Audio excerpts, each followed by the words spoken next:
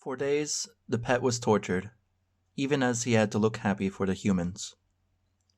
He went about his days, compelled to do his chores, carrying the numbing pain in his chest.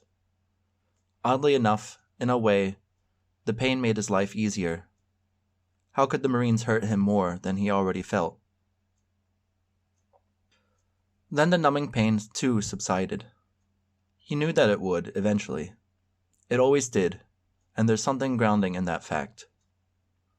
So he cleaned, and cooked, and entertained the Marines, who rarely enjoyed what they made him do, rarely looked away from their virtual reality entertainment in order to watch them. They just enjoyed making him entertain them. It was the power that these contract Marines, these comms, lived to wield. Possibly because they didn't have life otherwise. Day in, day out, week in, week out, he did much the same as he always did. With all the machines around, there really wasn't so much for him to do. He was sweeping vacuumed floors, wiping washed windows, cooking meals for people who were already fed. The only semblance of actual productive work was when he picked up the soldiers' things, which he only did because he was compelled to wake up before the scarabs were activated. If pets knew human literature, then they might see themselves in Sisyphus, the Greek hero condemned to roll a stone up a mountain for all eternity. Of course, for the pets, the chores weren't really what made their lives hell. What made their lives hell were the humans. What else? But their chores were why they couldn't avoid the humans. "Hey, bird brain," one comm would say. "I want to be able to see my pretty face in that mirror." The others laugh, and the pet would clean the mirror a third time, this time wiping until a machine came to do the job again in a matter of seconds. If it wasn't a mirror, then it was a table. If it wasn't a table, then it was basically anything else. He knew, if he stopped, then another Marine would just make him do something else. The cruelty came sometimes with violence. "You cur, look at the mess I made. Rub your beak in it." Sometimes with just words. "Hey, you feathered rat, you missed a spot. The whole floor. Do it again." "Maybe I don't have to tell you." The kind human's lightly electronic voice came from somewhere in the storeroom, sometime when the pet had cleaned a toilet 13 times and needed a new rag. But the reason the humans make you do those chores is so you're always around to pick on. The pet looked around but saw nothing.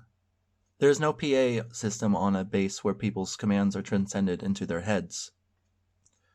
Then he smelled him. He was in the corner. Then he saw him. The man was in his armor, standing hazed and nearly invisible. But the pet saw the fields around him first. He had the thing. Then the hazing faded into visibility, and the human raised his helmet visor. "Yeah, I know you don't need me to unhaze to sense me." He stepped forward, and this time the pet wasn't petrified. "Look, I can't be here long. Even in my hazed suit, my window for getting in and out of here is small, so I'll get right to it." He held up the thing. "This device, the damper, you did something to it. I need to know what." The pet, of course, didn't say anything. "I am not here to try to find out now. Instead, I want to offer you something. Maybe you'll like it." The pet nodded. "I have just enough rank to apply for my own pet. They're not going to make it easy. Comms aren't supposed to have their own pets, not until their contract ends and they become civils. Only stakeholders have them in the military. But I know I can do it. Maybe you could come to my quarters. Would you like that? Should I apply?" The pet nodded. "Good, then. Truth is, they're not going to give me a normal pet. They're going to give me an old one. You're old enough, but they're not going to give me you. Not, that is, unless they think you're unproductive. You understand what I'm saying?" The pet thought, then nodded. "Non-productive pets? They don't clean, they don't cook, they don't entertain. In other words, they're broken. Just like the machines that no longer job. If you break, I'll make sure you come to me. Can you do that?" I'm already broken, the pet felt. But he only nodded. Good. Then, please, leave. The pet left, thankful that it was a request and not a command. As he left, he saw the human lower his visor, haze his suit, and step back in the corner.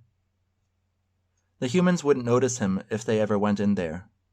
Nor would the machines, not unless they were looking for him, not with that device in any case. He hoped the other pets wouldn't find him. Then again, he wasn't sure that the other pets would do anything about it if they did. On that base, and within that world, pets accept that humans do strange things.